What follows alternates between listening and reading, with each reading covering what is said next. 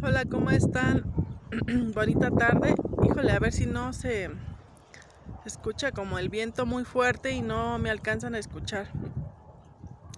Se me cortó el video anterior y ya nada más ahí lo dejé. Y luego al día siguiente subí la otra parte del video contando un poquito de la historia. Pero algunos personajes, digo, hombres, dos hombres, me empezaron a atacar terriblemente ahí en mi video, cuestionándome por qué no acudí a las autoridades cuando tenía 3 años, 4 años, por el abuso que había sufrido de mi hermana, no de mi hermana, perdón, de mi media hermana. Entonces, pues ahí está la respuesta. Tenía 3 años, 4 años, o sea, pues era una niña. No sabía que era malo ni bueno, era una pequeña y tuve que vivir con eso, y fui creciendo con eso. No, no pensé que fuera tan malo hasta que ahora que soy adulto y me doy cuenta de la responsabilidad que tienen esas personas, ¿no? En nuestras historias. Y también, bueno, tuve que borrar los comentarios, borré el video que había grabado. Por supuesto que bloqueé a esas dos personas porque yo no hago esto con ningún afán de hacerme la víctima ni nada de eso. Ya lo conté anteriormente, quiero contar esta historia. Para mí ha sido un gran aprendizaje y quiero decirles que si yo no hubiera vivido esto, no sería la persona que yo soy. Ajá. Es simplemente eso y ya. No hay ningún otro trasfondo. Entonces quiero empezarles a contar un poquito más. Yo tenía 7 años, mi hermanita tenía 2 años, porque también bloqueé algunos recuerdos cuando era más pequeña. Y mi media hermana tenía como 12 años, ella se hacía, entre comillas, cargo de nosotros, como mis papás ya se dedicaban de lleno al alcoholismo. Entonces me dijo que se iba con su novio. Su novio era una persona que se dedicaba a la drogadicción. Entonces ella se fue con... Ay, permítanme tantito porque si no... Ella se fue con su novio que era drogadicto y me dijo que yo me tenía que hacer cargo de mi hermanita pequeña. Pero yo tenía 7 años, era una pequeña también. Al principio lo intenté, empecé a salir a la calle, a tirar basura, a lavar trastes, hacía algunas cosas y después me di cuenta de la realidad, de que yo era una pequeña que vivía en un lugar muy peligroso y que podía pasarme algo y a mi hermanita también.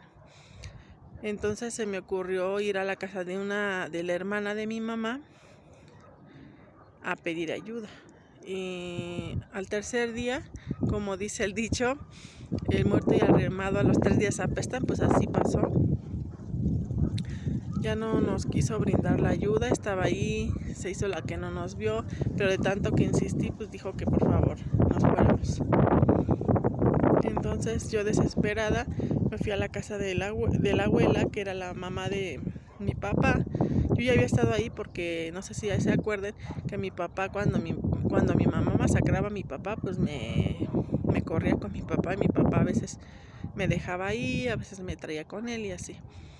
Pues llegamos a la casa de la abuela y una de sus hijas le empezó a decir a la abuela pues que no, que ya no podía hacerse cargo de nosotros, que era mucha responsabilidad, que por favor nos llevara al DIF.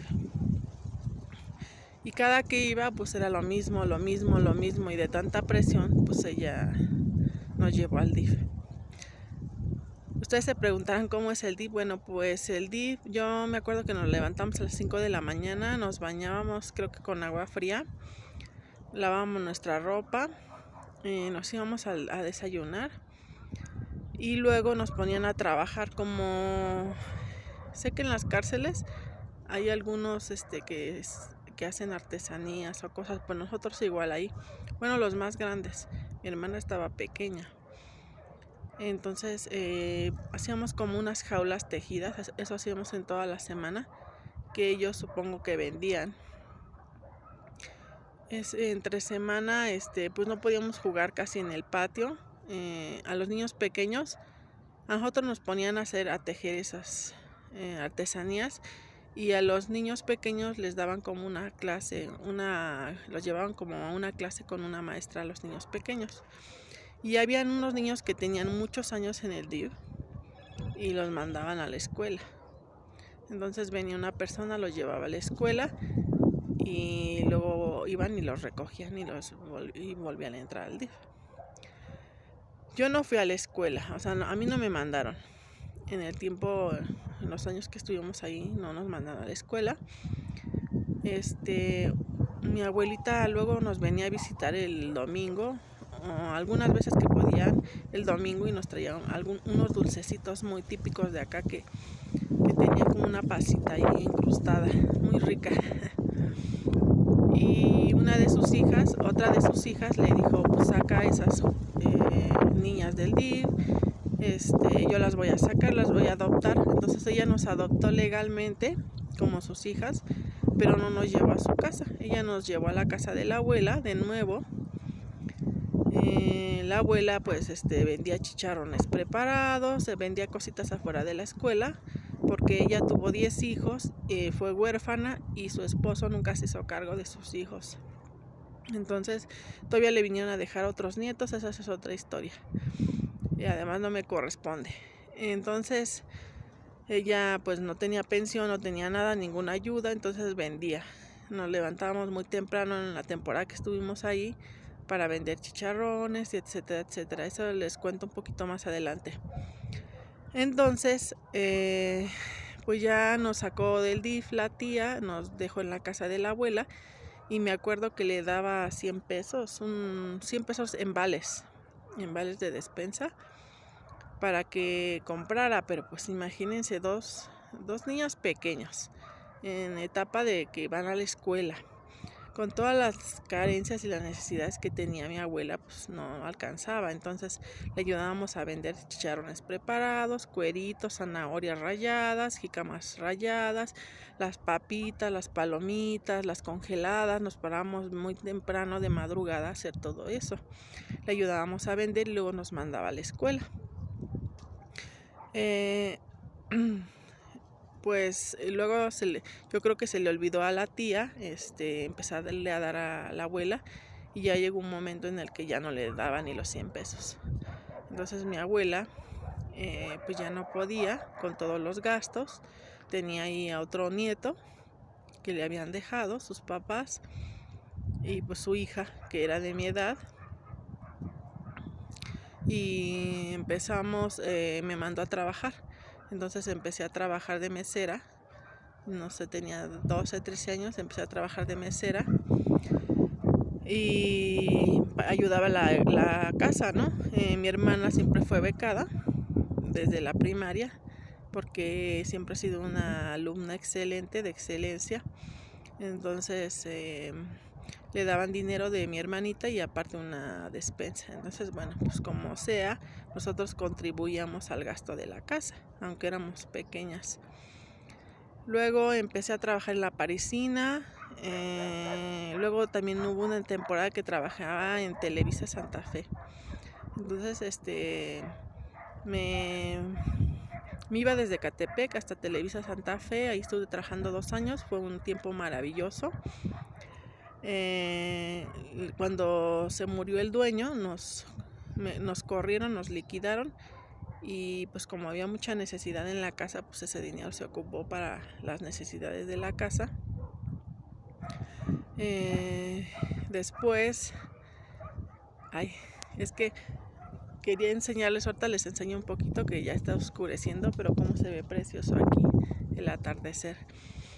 Entonces, después de eso, yo entré a trabajar a la famosa Kraft Food de México. Bueno, en ese entonces no era Kraft Food, era Nabisco, una fábrica de galletas.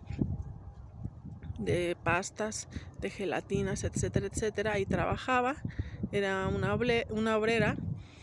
Y como en la casa de mi abuela, uno de sus hijos, el hermano más pequeño de mi papá, abusaba de mí, entonces yo me quería ir de la casa. Yo me quería ir de la casa por esa situación. Entonces conocí a una persona, me dijo que se quería casar conmigo, que me iba a pedir bien en mi casa y todo. Y entonces pues dije, esta es la salida más rápida de mi casa. Entonces fue a pedir mi mano, me casé y llegué ¿cómo se llama? Del Estado de México aquí a Iztapalapa. Y empecé a vivir un infierno que les voy a contar en la próxima plática que les dé. Lo único que, para dejarlos intrigados, es que estuve muy grave en el hospital, casi pierdo la vida, no voluntariamente. Esta persona intentó quitarme la vida varias veces. Entonces esa es una historia que les quiero contar para la próxima. Les mando un abrazo con mucho cariño y ahorita les voy a poner un poquito el atardecer para que lo disfruten. Miren qué bonito. Espérenme. Ay, no se quiere como voltear. No se quiere como voltear. No, ya lo intenté, pero como que no se quiere voltear la pantalla. Pero miren qué bonito. Es un lugar muy, muy, muy bonito.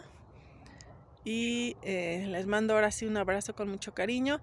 Y voy a estar subiendo, ahorita estamos sembré papa y sembré algunas otras cosas en la casa. Y les voy a subir algunos videitos para que ustedes puedan verlos de todo lo que estamos sembrando y cosechando, porque ya es una temporadita para sembrar y cosechar. Les mando un abrazo, besos.